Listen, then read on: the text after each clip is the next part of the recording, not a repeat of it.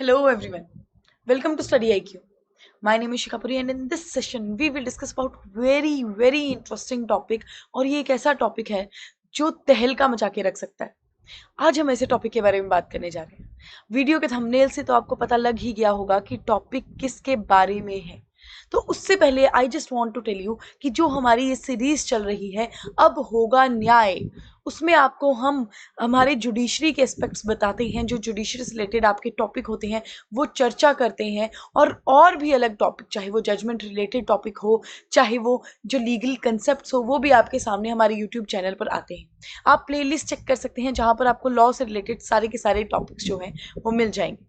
अब बात करें कि आपने सपना तो देख लिया है जज बनने का, लेकिन जज बनने के लिए आपको अलग अलग एग्जाम्स देने पड़ते हैं। हर एक स्टेट का अपना एक अलग एग्जाम होता है।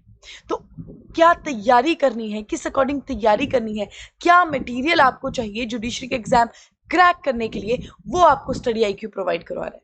स्टडी आईक्यू का जुडिशरी का कोर्स है जिसमें आपको क्या क्या मिलेगा, पूरा का पूरा कॉम्प्रहेंसिव कोर्स है जहां पर आपके मेजर और माइनर एक्ट्स पूरे के पूरे कवर करवाए जाएंगे। सारे लोकल लॉज, सारे करंट अफेयर, चाहे वो लोकल हो चाहे वो नेशनल इंटरनेशनल हो, सारे कवर होंगे। जजमेंट राइटिंग क्लासेस आपके लिए होंगी, लैंग्वेज क्लासेस होंगी। सबसे इंपॉर्टेंट बात, लाइव डाउट कम मेंटोरिंग सेशन जिसमें हमारी expert faculties including me also आपके सामने बैठती हैं। आपका एक एक डाउट कंसीडर किया जाता है। डाउट क्लियरिंग थ्रू चैट के थ्रू भी आपके डाउट जो है वो क्लियर किए जाते हैं। और जो टेस्ट सीरीज है वो आपकी फ्री में आपको प्रोवाइड की जाती है। तो जब आपको इतना सब कुछ जज बनने के लिए मिल रहा है तो ये जज बनने का सपना हम क्यों ना देखें।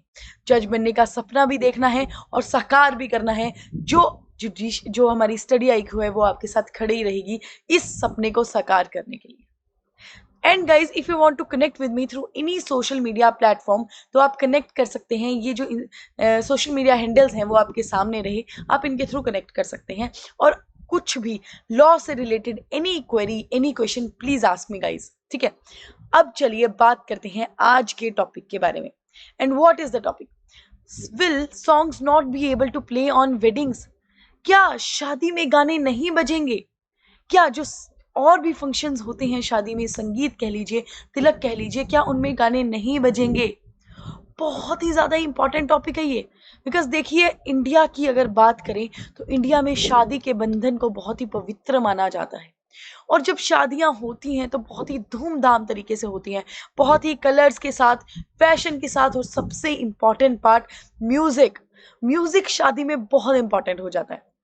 चाहे वो स्पिरिचुअल से लेकर, चाहे वो बिल्कुल आइटम नंबर कह लीजिए, चाहे पंजाबी से रिलेटेड, चाहे वो अलग अलग लैंग्वेज के गाने हों, सब तरीके के गाने जो हैं वो शादी में बजते हैं। तो क्या हम कोई लॉ ब्रीच कर रहे हैं इन गानों को लगाकर?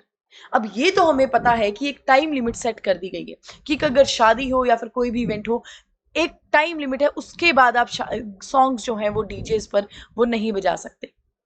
लेकिन अगर हम दिन में ही गाने चला रहे हैं अपनी शादी में तो क्या हम कोई लॉ ब्रेक कर रहे हैं? और अगर ब्रेक कर रहे हैं तो वो कौन सा लॉ है, इसके बारे में हम आज चर्चा करने जा रहे हैं। तो आइए एक बार देख लेते हैं कि कौन सा लॉ है जो हम कहीं ना कहीं ब्रीच करते हैं। Section 51A1 of copyright act 1957। Copyright act हमारा क्या बात करता है? देखिए, अब हर पर्सन के पास अगर वो कोई भी चीज अपनी बनाता है तो वो अपनी चीज को कॉपीराइट कर लेता है। कॉपीराइट अगर कर लेता है तो मतलब दूसरा पर्सन उसकी उस चीज को यूज नहीं कर सकता विदाउट हिज परमिशन। राइट, ये हमें पता है कॉपीराइट के बारे में।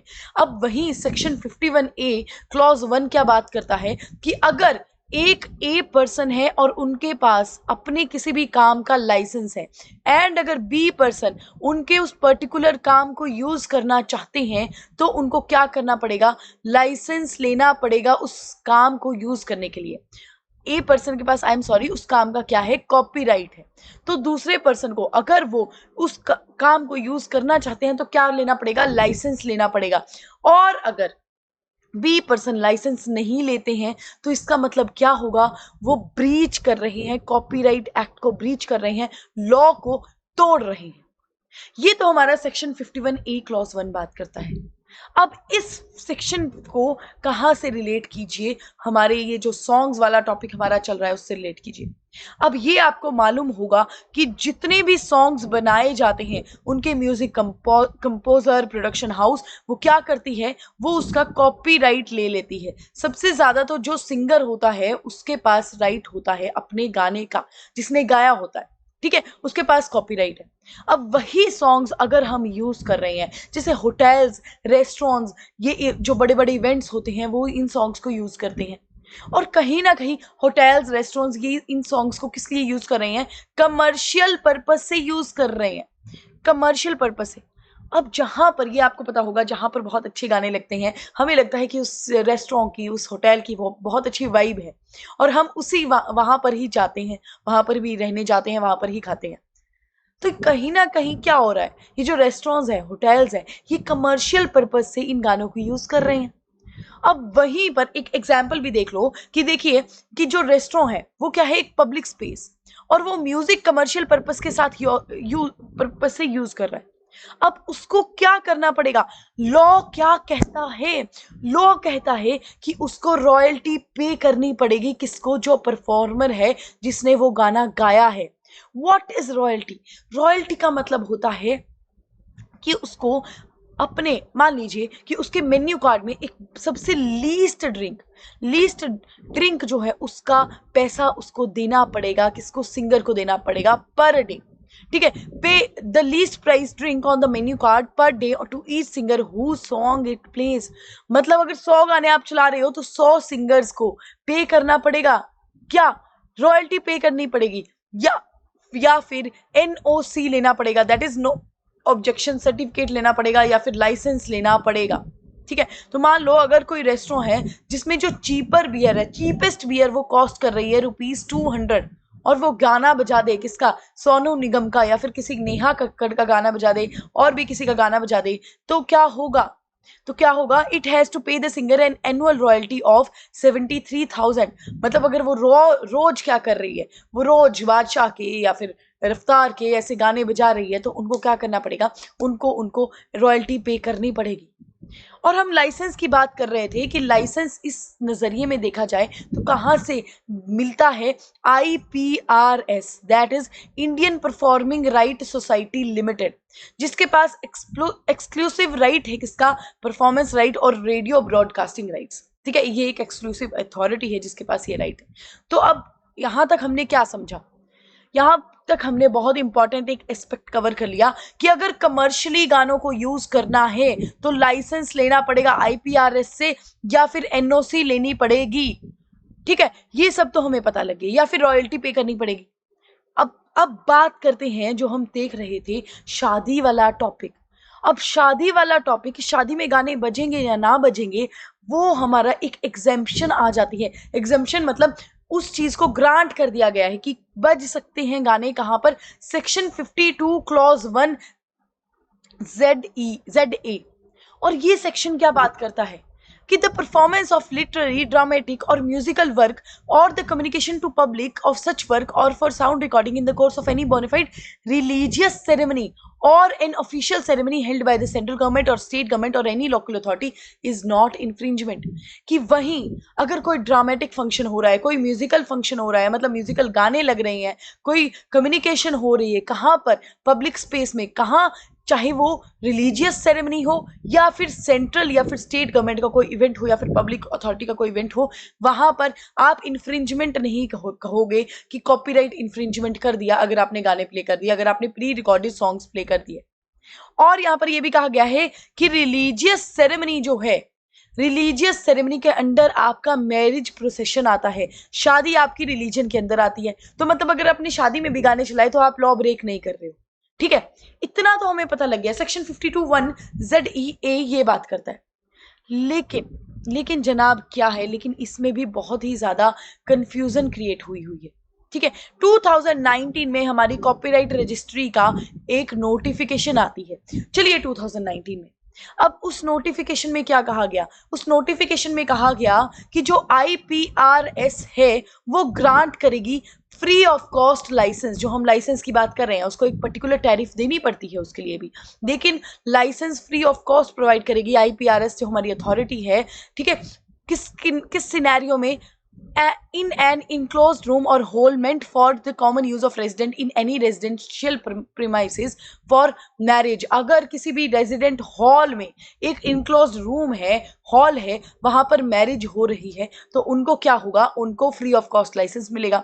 या फिर किसी क्लब में कोई एक्टिविटी यूज हो रही है, ये हमें पता है कि अलग अलग सोसाइटीज होती हैं, अलग अलग क्लब्स होते हैं, अगर वो कमर्शियल पर्पस के लिए कोई इवेंट नहीं कर रहे तो उसमें भी प्री रिकॉर्डेड सॉन्ग्स जो है वो प्ले हो सकते हैं।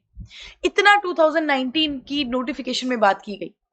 लेकिन एक चीज यहां पर कह दिया गया कि होटल नहीं आना चाहिए और कोई भी कमर्शियल एस्टेब्लिशमेंट नहीं आना चाहिए। मतलब अगर होटल में शादी होगी तो वहां पर उनको लाइसेंस लेना पड़ेगा।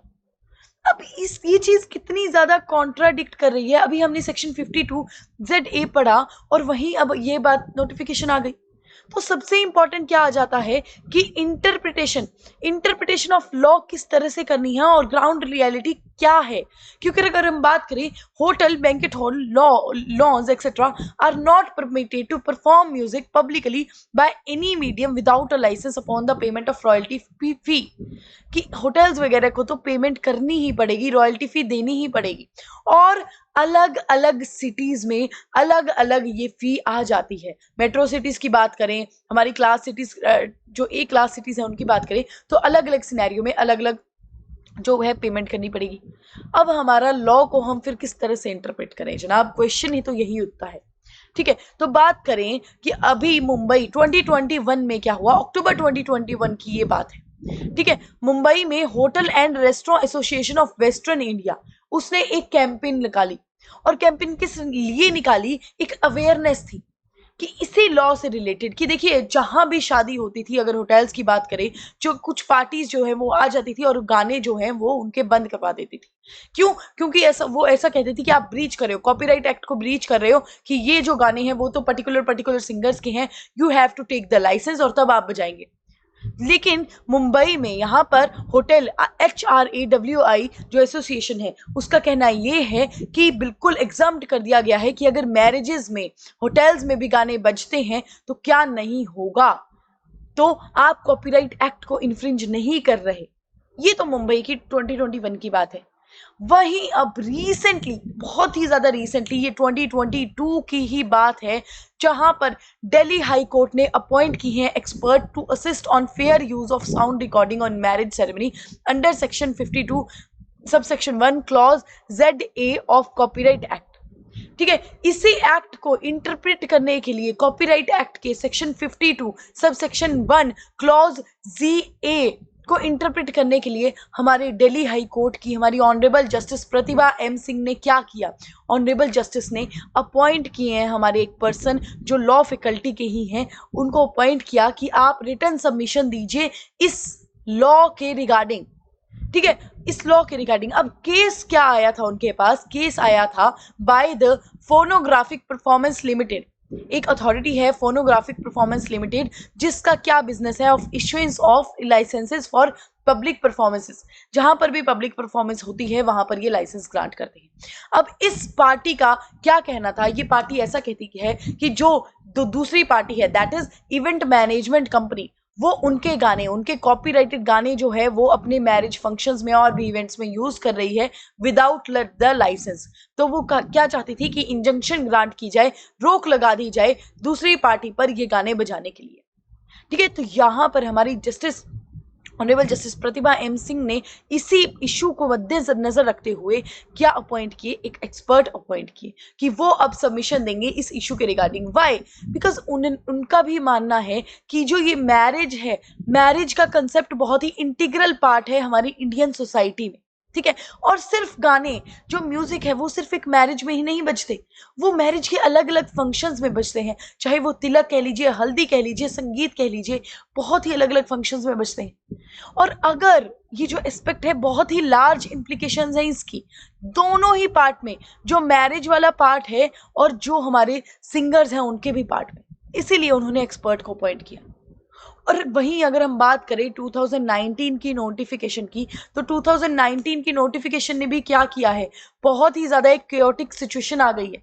वाई? बिकॉज उस यहाँ पर ये कैटेगराइज ही नहीं किया गया कि क्या कैटेगराइज नहीं किया गया कि जो भी हमारे मैरिजेस होती हैं वो कहाँ होती हैं जनाब, वो होटल्स में ही तो ज्यादातर होती है ना, ओपन हॉल में ही तो होती हैं। तो अब होटल्स को आपने बोला है कि होटल में अगर शादी होगी तो लाइसेंस लेना पड़ेगा। तो ये कहाँ का इंसाफ है कि अगर होटल में होगी तो इस लाइसेंस लेना पड़ेगा, लेकिन अगर बंद कमरे में होगी तो लाइसेंस नहीं लेना पड़ेगा। ठीक है, और ये भी नहीं इंटरप्रेट किया कि लाइसेंस लेना किसको पड़ेगा, होटल अथॉरिटी को लेना पड़ेगा, जो शादी करवा रही है इवेंट मैनेजमेंट कंपनी को लेना पड़ेगा, या फिर जिनकी शादी हो रही है उस पार्टी को लेना पड़ेगा।